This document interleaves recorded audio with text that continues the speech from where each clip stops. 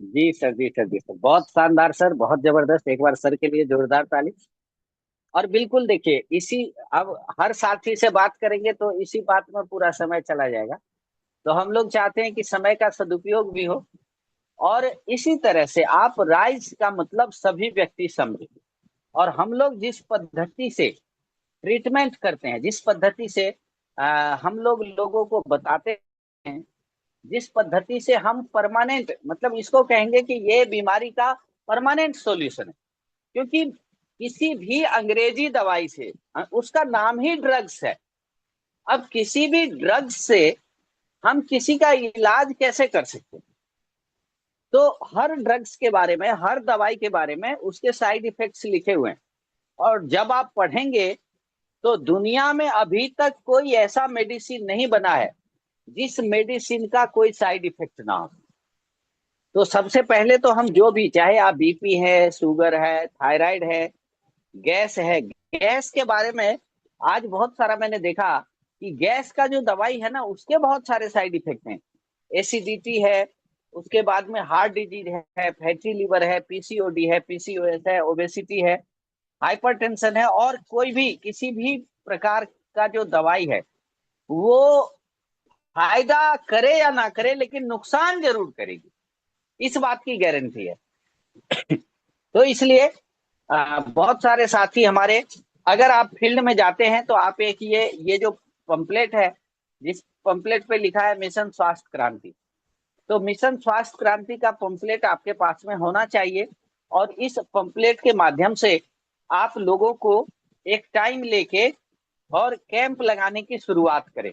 सभी लोग करें शुरुआत इसकी। क्योंकि इससे क्या है कि आपका, देखिए आने वाला वो वक्त बहुत जल्दी आने वाला है, बहुत जल्दी, बहुत देर नहीं लगेगा जब लोग अंग्रेजी दवाई को छोड़ के न्यूट्रिशन पे आएंगे। आना शुरू कर चुके हैं, आप ये समझ लीजिए। आज भी मैं एक जगह था, वहां पे ढेर सारी दवाई उनके पास में थी और इतना दवाई था उनके पास में कि पेशेंट का दिमाग दवाई देख के खराब हो गया और उन्होंने अंत में ये निर्णय लिया कि नहीं, हम तो मिशन स्वास्थ्य क्रांति से अपना इलाज करवाएंगे। और उन्होंने, बल्कि उनको मैं सजेस्ट करके आया हूं कि क्या क्या चीज वो लेंगे और वो तंदुरुस्त हो जाएंगे। तो ऐसी बहुत सारी चीजें हैं। इसलिए सभी साथी से निवेदन कि आप राइज का अध्ययन करें, राइज के बारे में जानें। और अगर आपने आरसीएम हेल्थ ऐप लोड नहीं किया है तो उसको एक बार लोड कर लें, उसमें राइज के सारे फॉर्मूले दिए हुए हैं। चलिए, आज हम एक स्पेशल इससे एक्स्ट्रा बात करने वाले हैं। हमारी 10 मिनट की परिचर्या रहेगी। और इस चर्चा को आप चाहे तो नोट भी कर सकते हैं, ये आपके जीवन में बहुत ही बड़ा काम आने वाला है। सबसे पहला चीज, शुरुआत करते हैं, इसमें ज्यादा विलंब नहीं करना है। सबसे पहला, ये 6-7 टॉपिक है उसको लिखेंगे। पहला जो टॉपिक वो है कि हम इसे बिजनेस माने। मैं आपको यहाँ एक चीज बता देना चाहता हूँ, ये गुरुकुल शाखा है और गुरुकुल शाखा में बिजनेस शब्द बोलने पे मनाही है। मैंने आपको बोलने के लिए नहीं बोला, आप इसको अभियान बोलें, लेकिन हम इसको बिजनेस माने। क्यों माने बिजनेस? आज हमारे बीच में अजय प्रसाद जी बिजनेसमैन के रूप में हैं। और मैं, कोई भी व्यक्ति मधुबनी जाएंगे तो एकदम सुबह सवेरे उनका दुकान जो है वो खुल जाता है, सुबह सवेरे, और एकदम रात में वो दुकान बंद होता है। मैं सही बोल रहा हूँ अजय सर? एक जी बार आप सर, दुकान बिल्कुल सर। खोलने, एक बार दुकान जी सर, जी खोलने और सर। बंद होने का समय बता दीजिए। जी सर, सुबह 8 बजे खुलती है सर, रात में 9 बजे बंद होती है। यानी कि 13 घंटे सर की दुकान चलती है, 13 घंटे। अब मैं आपको ये क्यों कह रहा हूं कि हम इसे बिजनेस माने, पहला ही पॉइंट है कि हम इसे बिजनेस माने। 13 घंटे दुकान चलती है और दुकान खुलने के बाद बिना धूप अगरबत्ती के कभी रहते नहीं होंगे, कभी बैठते नहीं होंगे। पहले जो भी झाड़ू वगैरह लगते होंगे, साफ सफाई होती होगी, फिर उसके बाद में वो धूप अगरबत्ती जलाते होंगे, फिर उसके बाद में वो बैठते होंगे दुकान पे भगवान से इस प्रार्थना के साथ कि हे भगवान, सबको स्वस्थ रखना और हमारे दुकान पे जरूर भेजना। मेरे ख्याल से यही प्रार्थना होती। क्या अजय सर, मैं ठीक कह रहा हूँ?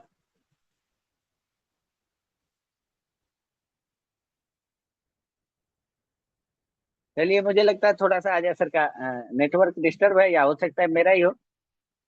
तो आखिर ऐसा क्यों है? क्योंकि अजय सर का वो बिजनेस है और हमारा भी ये बिजनेस है। सतीश पंडित जी कहते हैं ये प्योर बिजनेस है, प्योर बिजनेस है, इसलिए हम सब इसको बिजनेस माने। यानी अगर मैं आपसे कहूं कि सवेरे सवेरे आप भी धूप अगरबत्ती लेके भगवान को दिखाइए और भगवान को बोलिए कि हे भगवान, हमारे जितने भी डाउनलाइन है, हमारे जितने भी वाइटल अचीवर हैं, सबको जल्दी से जल्दी रॉयल्टी पे लाइए। एक बार मन ही मन जब भी हम भगवान को धूप अगरबत्ती दिखाएं, हम जरूर उनसे ये प्रार्थना करें। साथियों, प्रार्थना में बहुत शक्ति होती है। और जिन लोगों का जो बिजनेस है, वो अपने बिजनेस में अवश्य इस बात का प्रयोग करते हैं। आप सोच के देखिए, जिस दिन से आप ये काम करने लगेंगे, इस बिजनेस के प्रति आप सीरियस हो जाएंगे। जहां भी बोले हम इसको अभियान बोलते हैं, लेकिन इसको मानना हमेशा बिजनेस है। पॉइंट नंबर 1 मेरा क्लोज हो गया। पॉइंट नंबर 2 शुरू है। पॉइंट नंबर 2 है कि आप इसकी एक्टिवली क्लोजिंग करें।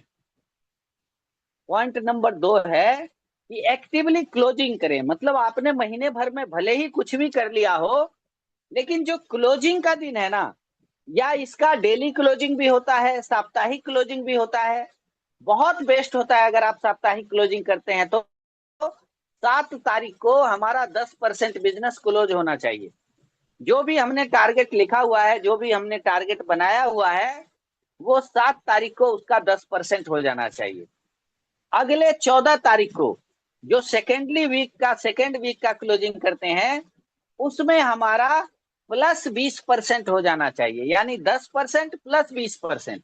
अगर टोटल बिजनेस की बात करें तो वो 30% हो जाएगा। और अगर हम थर्ड वीक की बात करें, यानी 21 तारीख की बात करें, तो 10 और 20 30 और +30, यानी कि 21 तारीख को हमारा बिजनेस 60% क्लोज हो जाना चाहिए। और 28 तारीख को हमारा बिजनेस 100% क्लोज हो जाना चाहिए। जो साथी इस तरह की क्लोजिंग करते हैं, वो 29-30 तारीख को 12 बजे रात तक उनको जागना नहीं पड़ता। हालांकि मंथली क्लोजिंग में हमें उस रात भी जागना चाहिए और हमें ये देखना चाहिए कि किस व्यक्ति को किस लेवल पे पहुंचना था, वो व्यक्ति उस लेवल पे पहुंचा या नहीं। लेकिन ये बातें तब होगी जब पहले दिन काउंसलिंग होगी। अगर हम काउंसलिंग करके ये चीज पक्का करें कि किस व्यक्ति को किस लेवल पे जाना है, तो दूसरा जो पॉइंट था, आप लोगों ने लिखा होगा कि एक्टिवली क्लोजिंग करें। अब आ जाते हैं हम तीसरे पॉइंट पे। और तीसरा पॉइंट है कि हम अपने बिजनेस की लिखित काउंसलिंग करें। हम अपने बिजनेस की लिखित काउंसलिंग करें, इसको लिख लीजिए। ये तीसरा पॉइंट है, बहुत ही काम का पॉइंट है। लिखित काउंसलिंग का मतलब, कौन व्यक्ति बिगनर पे गया, किस व्यक्ति का 20,000 का स्लैब था, जिस व्यक्ति को इस महीने हमें किस लेवल पे ले जाना है, स्टार्टर पे ले जाना है। मेरा ये मानना है कि कम से कम हम एक काम करें, एक नया बिगनर हर महीने बनाएं और एक बिगनर को हम कहां ले जाएं, स्टार्टर पे ले जाएं। जैसा कि सर कहते हैं कि 100-50-25। तो हर हर वाइटल का अभी मेरे समझ में 100 संभव तो कुछ भी है, लेकिन हर महीने मुझे लगता है कि हो सकता है संभव ना हो, लेकिन हम बिगनर को तो स्टार्टर पे जरूर ले जा सकते हैं। अगर हम ये काम करें तो बहुत अच्छा रहेगा। तो मैंने अभी आपसे बोला कि हम अपने बिजनेस की लिखित काउंसलिंग करें। अच्छा, कोई व्यक्ति 70 के स्लैब पे गया है, कोई व्यक्ति 115 के स्लैब पे गया है या ईगल बना है, या कोई व्यक्ति 170 के स्लैब पे गया है, रनर बना है, हमें उसके बारे में पता तो है। तो पता है तो क्या हम उसको अपने कॉपी में लिख नहीं सकते, कौन किस लेवल पे गया है? और दूसरी बात कि जब हम उसको लिख सकते हैं, तो फिर उनसे बात करके उनका अगला टारगेट भी सेट करा सकते हैं। और यही बात जिनको टारगेट सेट कराना है, उनको भी लिखित रूप से अपने बाकायदे अपने उस पेज पे, कि आपके नीचे मान लिया कोई व्यक्ति रनर बना है, तो एक रनर के नीचे कम से कम एक ईगल भी होगा, कम से कम एक ओपनर भी होगा, कम से कम स्टार्टर होगा, बिगनर तो कई होंगे। तो इन सब का डाटा अगर ठीक से लिखा जाए तो ये क्या होगा, ये हुई एक्चुअल काउंसलिंग, प्रॉपर काउंसलिंग, जो हमने बाकायदे बाय पेज किया है कि पिछले महीने में कौन कौन व्यक्ति किस लेवल पे गया और इस महीने में वो व्यक्ति किस लेवल पे जाएगा। ये हमारा काउंसलिंग लिखा हुआ होना चाहिए। मैंने अपनी तीसरे नंबर की बात को कंप्लीट किया है। अब मैं चौथे नंबर की बात पे आऊंगा। अपने स्टेटमेंट के साथ टीम के साथियों का भी स्टेटमेंट की जानकारी लें, उनके साथ कैलकुलेशन पर हेल्दी चर्चा करें। यानी अपना जो स्टेटमेंट है वो हमें 3 तारीख या 4 तारीख को मिल जाता है, अक्सर 3 को ही मिलता है। और जब स्टेटमेंट आता है आप उसको चेक करेंगे तो आपका उसमें एक एक पॉइंट जो है वो एकदम परफेक्टली दिया रहता है कि आपको कौन सा बोनस आया है, आपका परफॉर्मेंस बोनस कितना है, आपका जो है वो रॉयल्टी बोनस कितना है, जिनको टेक्निकल आता है उनका टेक्निकल बोनस कितना है, और उनका ग्रोथ बोनस कितना है। लेकिन मैं ये कहता हूं कि आपकी टीम में खास करके जो वाइटल अचीवर हैं, मैं उनके टीम की बात करूंगा, क्योंकि अब अगर मेरे पास से मैं सबका कैलकुलेशन करने लगूंगा तो मेरे पास से कम 100 लोगों का कैलकुलेशन आएगा। और 100 लोगों का कैलकुलेशन, और ये जो है ये एक बहुत वास्ट कैलकुलेशन हो जाएगा। वैसे मैं आपको बता दूं, मैं खुद भी, क्योंकि जब से मैंने इस सिस्टम को ये जो लिखा है, जहां से भी लिखा है, मैं आपको वो भी बता दूंगा मैंने किस वीडियो से इसको लिया है, आपको पता भी चल गया होगा। तो ये जो कैलकुलेशन पार्ट है इसको मैं खुद सबसे कैलकुलेशन करना चाहता हूँ, खुद सबको कैलकुलेशन सिखाना चाहता हूँ। लेकिन खास करके जो वाइटल साथी हैं, जो इसको अगर नहीं जानते हैं तो आप अपने अपलाइन से सीखिए, या आप मेरे से फोन करके मेरे से ही पता कीजिए, मैं आपको सारी चीजें बता सकता हूँ। लेकिन कैलकुलेशन पे हेल्दी चर्चा करें। अक्सर लोग इस बिजनेस को इसलिए छोड़ देते हैं क्योंकि उनको कैलकुलेशन नहीं आता। ठीक है ना, कहा जाता है कि एक मूर्तिकार एक पत्थर तोड़ने गया तो उसने 100 चोट मारी और वो पत्थर को नहीं तोड़ पाया। लेकिन एक दूसरा मूर्तिकार वही आया और उस पत्थर पे एक चोट लगा के उसको तोड़ लिया। अब उसमें ऐसा नहीं था पहले वाले में काबिलियत नहीं थी, लेकिन बस एक बात है कि पहला वाला व्यक्ति अगर एक चोट और मार देता तो वो पत्थर टूट जाता। तो उसने एक चोट और नहीं मारी। कहने का मतलब यह है कि बहुत सारे लोग हैं जिनका बिजनेस 70,000, 1 लाख, 1.5 लाख, 2 लाख पे रहता है, वो इसको कुछ नहीं समझते। क्यों? क्योंकि उनको कैलकुलेशन ही नहीं पता। तो अगर हम उनको, जैसे ही किसी को 100 रुपया आए, उसको हम बता दें कि भैया इसका कैलकुलेशन बैठ के एक बार मैं बताता हूं आपको, उसको ये याद हो कि भाई 2 लाख अगर एक लाइन में है और 2 लाख दूसरे लाइन में आ गया तो अपना तो बल्ले बल्ले है, 20,000 से ऊपर का चेक बनेगा। आज 10,000 की नौकरी के लिए तो छोड़िए साहब, 5,000 की नौकरी के लिए 3,000 की नौकरी करते हैं लोग, 2,000 की नौकरी करते हैं लोग। ये स्थिति है। और ऐसे पोजीशन में अगर किसी को 20,000, 25,000 कमाने का मौका मिले, वो भी बढ़ते क्रम में, ऐसा नहीं कि 20,000 पे जाके वो अटक जाएगा, तो क्या हो सकता है आप सोच के देखिए। अगला मेरा ये पॉइंट खत्म होता है। संभव हो तो लिखित कैलकुलेशन करें, ये मैं बोल ही चुका हूं। 5वां नंबर जो चीज है वो है मीटिंग की जिम्मेदारी लें और उसकी तैयारी करें।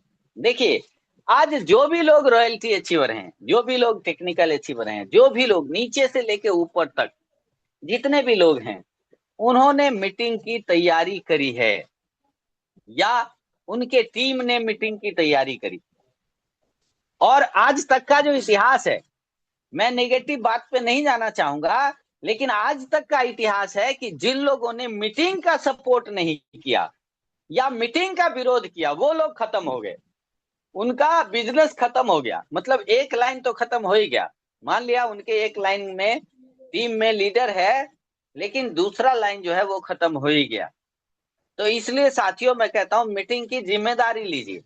अभी देखिए, जैसे हॉल बुक होगा मधुबनी में तो अजय सर बुक करेंगे, तो वो जिम्मेदारी लेते हैं और जिम्मेदारी के साथ साथ तैयारी भी करते हैं। तो आप भी क्या कर सकते हैं, मान लिया हॉल बुक तो 10 आदमी मिलके नहीं करेंगे, तो हॉल बुक तो एक आदमी कर चुके हैं। हाँ, एक चीज और है कि आप दूसरे जगह के मीटिंग की तैयारी करें, दूसरे जगह की मीटिंग की जिम्मेदारी लें। इस बिजनेस में जिस दिन आप 200 लोगों का मीटिंग करवाने की क्षमता पे आ जाएंगे, आपका इनकम 1 लाख रुपए महीना हो जाएगा। एकदम आजमाया हुआ फॉर्मूला है साथियों। मुझे अभी 1 लाख आ रहे हैं और मैं अभी 200 लोगों की तैयारी करवा पाता हूँ किसी तरह से। तो मैं इसीलिए आपको भी कहता हूं कि जिस दिन आप 200 लोगों की तैयारी करवा पाएंगे, और इसकी शुरुआत कब से होती है, सबसे पहले तो खुद से, कि खुद मीटिंग में जाए, फिर 2 लोगों को लेके जाए, फिर 10 लोगों को लेके जाए, फिर 10 लोगों की तैयारी करवाएं ताकि वो 2 2 लोगों को लेके जाए। फिर जो इस तरह से आगे जब हम तैयारी बढ़ाएंगे तो निश्चित रूप से आप एक दिन मीटिंग की अच्छी तैयारी कर पाएंगे। मीटिंग ही, जैसे हम एडमिशन ले लेते हैं स्कूल में और आरसीएम में ज्वाइनिंग कर लेते हैं, लेकिन स्कूल में अगर कोई बच्चा जाके पढ़ाई ना करे तो वो बच्चा फिर कुछ नहीं बन सकता है। खाली एडमिशन कराने से कुछ नहीं होगा। इसी प्रकार आरसीएम में आप आ गए हैं तो आपको मीटिंग ही वो स्कूल है जो आपको सारा सिलेबस का ज्ञान देगी। इसलिए हमें मीटिंग की 100% तैयारी करनी चाहिए और हमें उसमें लग जाना चाहिए। और मीटिंग की तैयारी का जो सबसे परफेक्ट फॉर्मूला है वो है होम मीटिंग के माध्यम से। एक मीटिंग की तैयारी से पहले ही कई सारी ज्वाइनिंगें आ जाती हैं। तो चलिए, ये मेरा जो 5वां टॉपिक था ये समाप्त हुआ। और जो मेरा छठा टॉपिक है वो है जूम मीटिंग में आना और 2 व्यक्ति को लाना। ये भी आप लिख लीजिए, जूम मीटिंग में आना और 2 व्यक्ति को लाना। मैं तीसरा व्यक्ति का नाम नहीं बोला हूं, 2 व्यक्ति को लाना है। हाँ, जब 2 व्यक्ति आपके परमानेंट आने लगे उन्हें चिन्हित करिए और उन 2 को भी 2 2 लाना सिखाइए। तो जब आपके 2 व्यक्ति अपने 2 2 लाने लगेंगे तो व्यक्ति हो जाएंगे आपके नीचे 6। एक बार चेक करिए कि क्या मैं जिसको बोल रहा हूं वो अपने 2 2 ला रहा है कि नहीं ला रहा है। नहीं ला रहा है तो उस पर काउंसलिंग करिए, उस पर फोकस करिए, उस पर बात करिए। उनके साथ जब आप बातचीत करेंगे तो वो निश्चित रूप से एक समय ऐसा आएगा कि वो भी 2 2 व्यक्ति को लाने लगेंगे। तो ये बहुत जरूरी चीज है। ये जो है ये हमारा छठा पॉइंट है। जूम मीटिंग में खुद आए और 2 2 व्यक्ति को लाएं। आप जितने भी साथी हैं, अभी हमारे बीच में 31 लोग हैं, आप एक बार चेक करके देखिए कि क्या आपके नीचे से 2 व्यक्ति है। अगर आपके दोनों लाइन से एक एक व्यक्ति है, बहुत अच्छा, वेरी गुड। लेकिन उससे भी ज्यादा फंटास्टिक तब होगा, 2 व्यक्ति है तो क्या उसके भी 2 2 व्यक्ति हैं। एक बार उनसे बात करिएगा मीटिंग के बाद कि सर आप तो आते हैं लेकिन आपके नीचे से अगर कोई नहीं आएगा तो आपका बिजनेस बहुत बड़ा तो कभी नहीं हो सकता है। क्या ये है कि नहीं? देखिए, अभी हमने जो भी बात किया, हो सकता है इससे आपको तुरंत फायदा हो कि नहीं हो, मुझे नहीं पता। लेकिन अगर इस बात को मानना शुरू कर देंगे तो एक जबरदस्त लीडरशिप आएगी अपने अंदर, और आपके साथ जो लोग आएंगे वो टिकेंगे इस बिजनेस में। तो इसमें लोगों को लाना उससे भी ज्यादा महत्वपूर्ण है, लोगों को इस बिजनेस में टिकाना।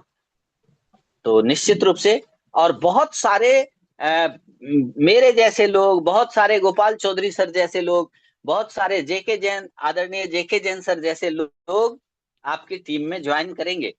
लेकिन वो टिकेंगे कि नहीं टिकेंगे, ये निर्भर करता है कि हमारी पात्रता कैसी है, हम जो प्रोग्राम करते हैं वो प्रोग्राम कैसे करते हैं, हमारी जो काउंसलिंग है वो कैसे होती है। तो इस पे निर्भर करता है। और इसको आप चाहें तो 7वां पॉइंट बना सकते हैं कि हमें अपनी पात्रता को बढ़ाना है ताकि अच्छे अच्छे लोग जब इस बिजनेस में आए तो वो टिकें। ये 7वां पॉइंट है कि हमें अपनी पात्रता को बढ़ाना है। और 8वां पॉइंट है कि देखिए मतलब क्या होता है कि मेहनत और सख्त मेहनत में फर्क होता है। आदरणीय सतीश पंडित जी कहते हैं कि मेहनत जो है ना वो असाइन ड्यूटी है, वो ड्यूटी जो आपको दिया गया हो। और सख्त मेहनत वो ड्यूटी है जो हमें नहीं भी मिला है लेकिन हमारा मन कहता है कि नहीं, ये हमें करना चाहिए। और कहते हैं सतीश पंडित जी कि जब आपका जिस्म थक जाए, जब आपका मन ऊब जाए और उस समय में भी आप काम करने के लिए तैयार हो, तो उसको कहा जाता है हार्ड वर्क, सख्त मेहनत। और साथियों, इस अभियान में बहुत सा वक्त ऐसा आएगा जब आपका मन कहेगा कि अरे छोड़, क्यों फंसा है इस चक्कर में। ये सब ऐसे ही होता है। एक आध लोग, 2 4 लोग है, पाठक जी, गोपाल जी, अजय सर, राम रतन सर जैसे लोग, लालू जी जैसे लोग, कुछ ही लोग हैं, बलराम जी जैसे लोग इसमें जो कामयाब हो गए, संतोष जी जैसे लोग।